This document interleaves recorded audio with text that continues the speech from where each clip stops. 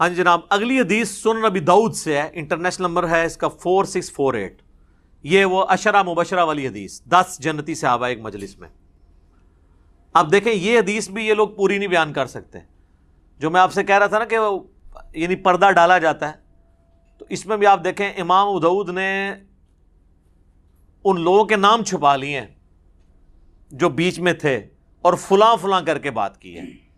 الفاظ دیکھیں، عبداللہ بن ظالم تابعی بیان کرتے ہیں کہ جب فلاں شخص کوفے میں آیا تو اس نے فلاں شخص کو خطیب مقرر کیا۔ یار وہ جو آئے ہیں کوئی بندے کا نام ہی ہوئے گا نا، ٹھیک ہے۔ وہ پھر سنن نسائی الکبریٰ کے جو چیپٹر ہے اس میں آپ کو کھلے گا، جو چیپٹر امام ابن السنی نے نکالا تھا۔ پتہ چلا وہ کیوں نکالا تھا چیپٹر؟ تاکہ یہ فلاں فلاں والا بھی معاملہ آپ، لیکن امام نسائی کا یہ چیپٹر تو آ چکا ہے نا جی، عربی میں تو پہلے سے تھا۔ یہ دونوں سسپینس ہیں، یہ فلاں فلاں کون تھا وہ اگلی روایت میں، ابھی آپ مزہ لیں اس کا۔ وہ کہتے ہیں جب فلاں شخص آیا تو پھر سیدنا سعید ابن زید نے میرا ہاتھ پکڑا، حضرت عمر کا بہنوئی۔ اس ظالم کو دیکھ رہے ہو؟ کس کو ظالم کہہ رہے ہیں؟ جو حضرت علی پہ سب و شتم کر رہا ہے، ٹھیک ہے۔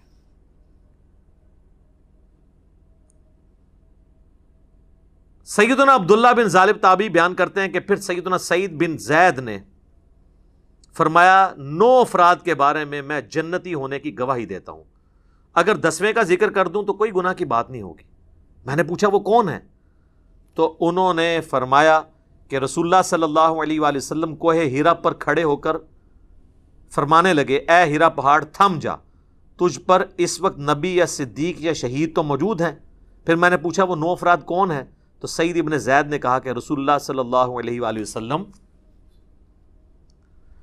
ابو بکر، عمر، عثمان، علی، طلحہ، زبیر، سعد ابن ابی وقاص، عبد الرحمن بن عوف، یہ کل 9 ہوئے۔ اس میں حضرت ابو عبیدہ ابن جرح کا نام نہیں ہے۔ ابو عبیدہ ابن جرح کا نام جو ہے نا وہ ترمذی والی حدیث ہے 3747، عبد الرحمن بن عوف سے، اس میں ہے۔ اور ایک دوسرا شخص جو 10واں ہے وہ بھی جنت میں۔ تو ان کا یہ وہ 10واں کون ہے؟ تو پہلے تو انہوں نے کوشش کی کہ نہ بتایا جائے، ان کا 10واں میں ہوں، سعید ابن زید۔ اچھا جی، یہ حدیث جب آئی ہے نا سنن نسائی الکبریٰ میں، جس میں امام داؤد نے لکھا فلاں شخص فلاں کو ملنے ادھر آیا تو اس نے فلاں کو کھڑا کیا، اب سنیں وہ کیا کہتے ہیں۔ سیم سند ہے۔ عبداللہ بن ظالم تابعی رحمہ اللہ بیان کرتے ہیں کہ جب حضرت معاویہ بن ابی سفیان کوفے میں آئے تو حضرت مغیرہ ابن شعبہ نے کچھ خطیب مقرر کیے، یہ دونوں فلاں فلاں نام آگے، جو کہ سیدنا علی پر زبان درازی کر رہے تھے۔ الفاظ یتناولون، حضرت علی کے عیب بیان کرنے لگے۔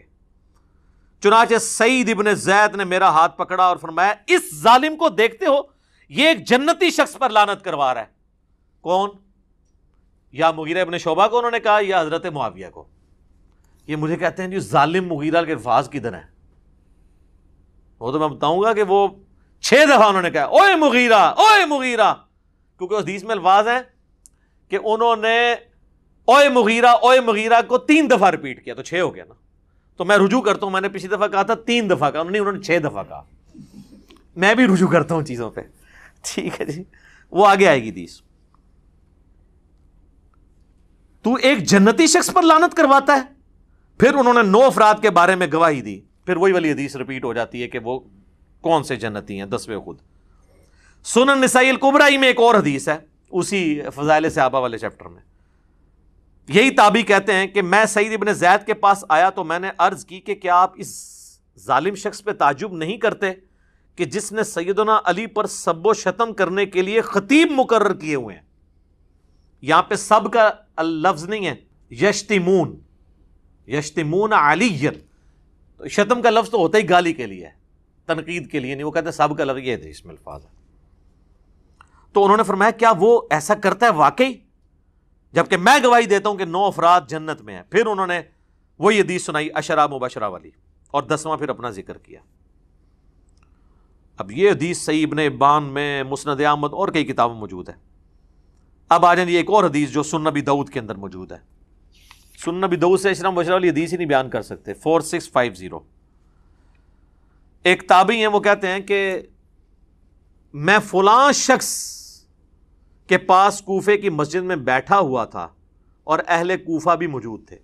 پھر امام ابو داؤد نے فلاں لکھ دیا. فلاں کا کوئی نام ہی ہوئے گا. کوفے کی مسجد میں, بڑی جامع مسجد میں بیٹھا ہوا تھا. وہ فلاں کون تھا؟ وہ حضرت مغیرہ ابن شعبہ تھے.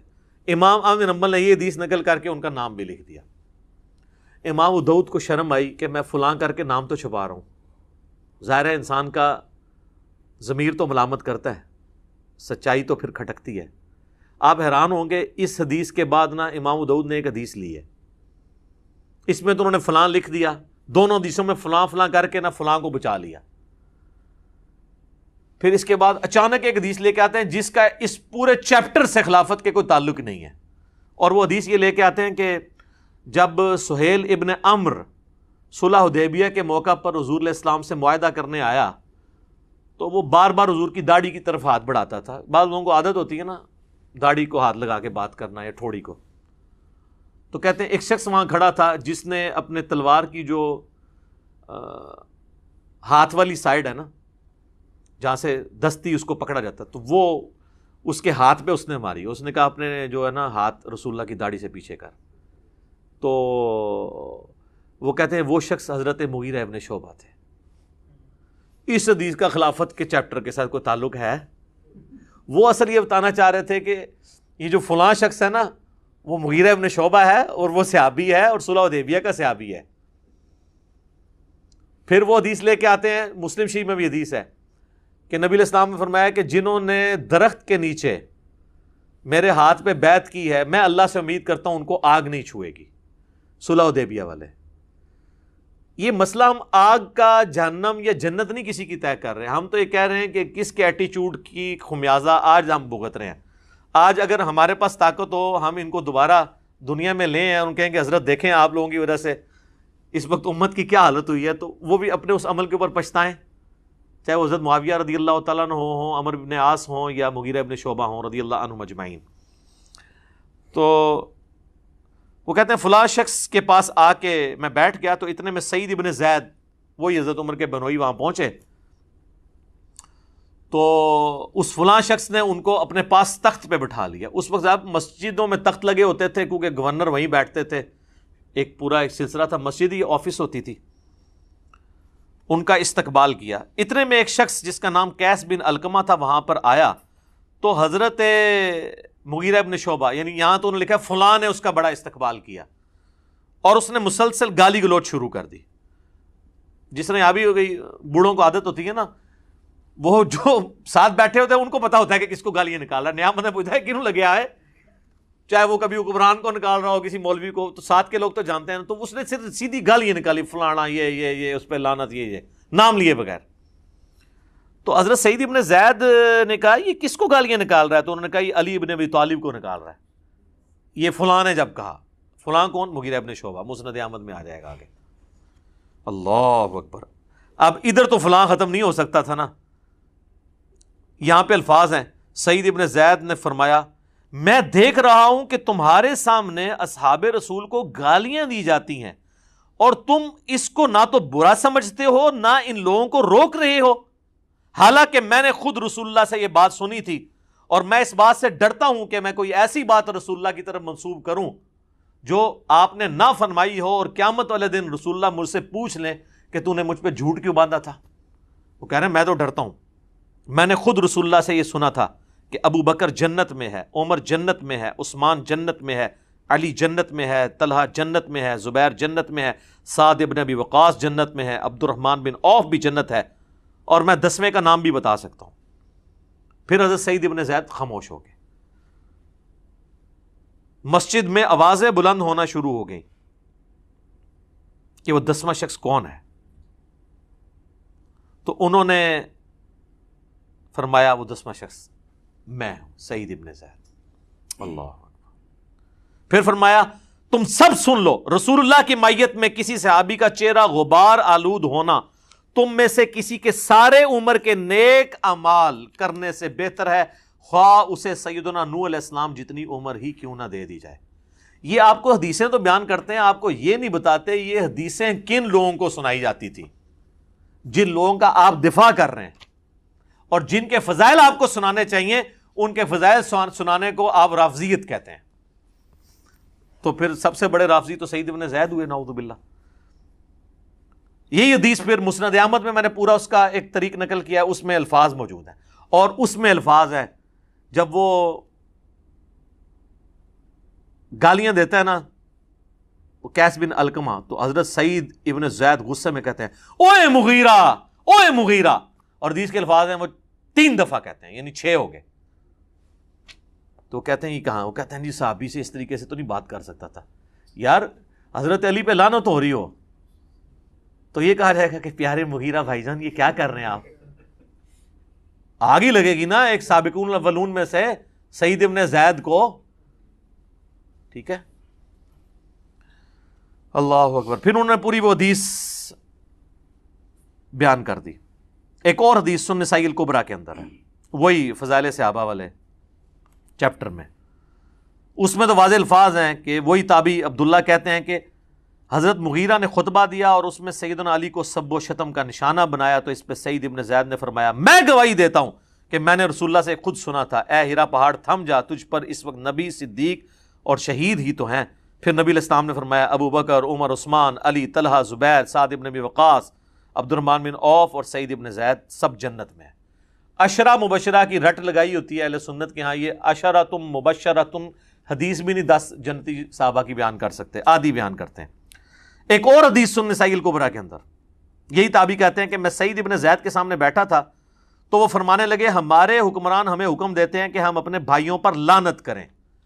الفاظ ہیں نلعن اخواننا، یہ کہتے ہیں سب کا مطلب تنقید ہے، اس میں لعنت کے الفاظ ہیں. اور بے شک ہم تو کبھی لعنت نہیں کریں گے بلکہ ہم تو ان کے لیے اللہ کی بارگاہ میں دعا ہی کریں گے. میں نے رسول اللہ سے خود یہ بات سنی تھی کہ آپ فرما رہے تھے ان قریب میرے بعد بہت فتنے ہوں گے.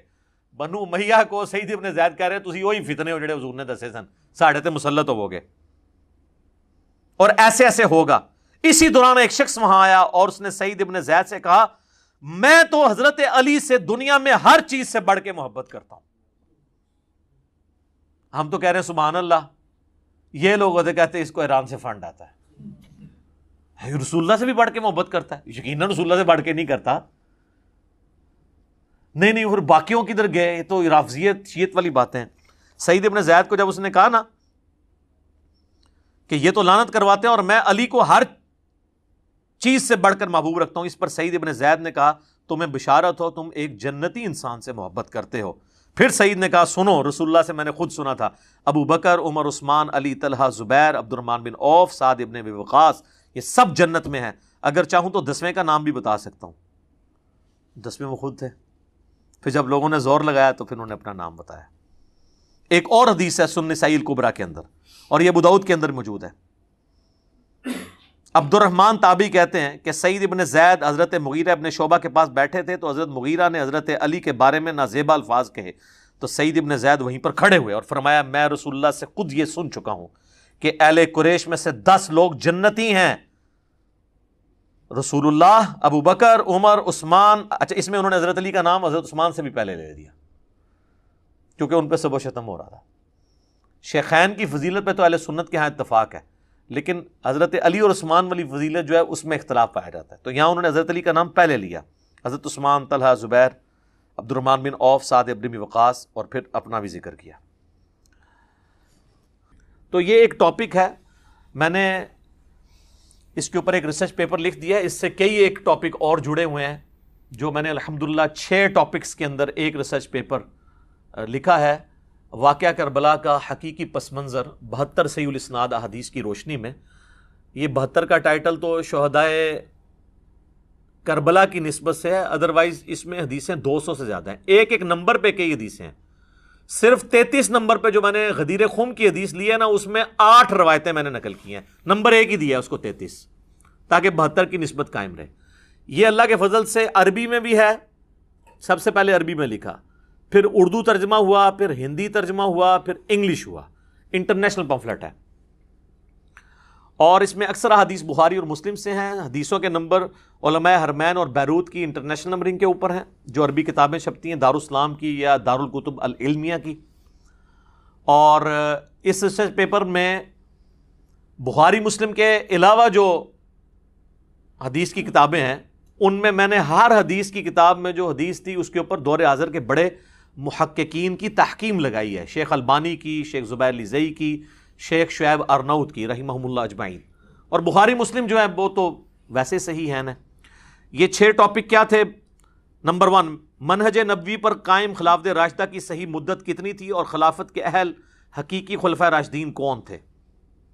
دوسرا ٹاپک ہے خلیفہ راشد سے بغاوت بدعت ہے، جنگ جمل، صفین اور نہروان میں سیدنا علی کی حقانیت اور شہادت سیدنا عثمان کے اصلی اسباب. ایک تو آپ کو بتایا گیا نا جعلی عبداللہ ابن سبا، وہ تو بعد کی پیداوار ہے، صرف آل امیہ کو چھپانے کے لیے اس کے کھاتے میں چیزیں ڈال دی. اس میں نے بخاری مسلم سے کھولا ہے، حکمرانوں کی لکھوائی ہوئی تاریخ سے نہیں، حدیث کی کتابوں سے. تیسرا ٹاپک، رسول اللہ صلی اللہ علیہ وآلہ وسلم نے اپنی وفات سے 1 مہینہ قبل مستقبل میں ہونے والے حکومتی بگاڑ سے متعلق غیبی خبریں دے دی تھیں.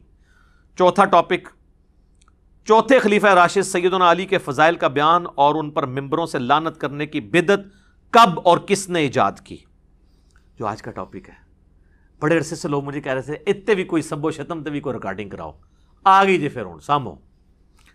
5واں ٹاپک، حضرت معاویہ رضی اللہ تعالیٰ عنہ کو حکومت مل جانے کے بعد سے بتدریج امت پر کیسی ملوکیت مسلط ہوئی اور اس کا بھیانک نتیجہ کیا نکلا. اور آخری ٹاپک، سیدنا حسین کے فضائل کا بیان رضی اللہ تعالیٰ عنہ اور یزید بن معاویہ کی ملوکیت میں اس کے گورنر عبید اللہ ابن زیاد کے ذریعے مظلومانہ شہادت. یہ 6 ٹاپک اللہ کے فضل سے کور کیے ہیں. سافٹ کاپی آپ فری ڈاؤن لوڈ کر سکتے ہیں ہماری ویب سائٹ ahlsunnatpak.com سے. ہارڈ کاپی آپ مفت منگوا سکتے ہیں. TCS کا آپ کو 300 روپے خرچہ دینا پڑے گا. صرف یہ نہیں، 12 کا پیکج ہے جس میں 9 ریسرچ پیپر ہیں اور 3 اذکار کارڈ ہیں.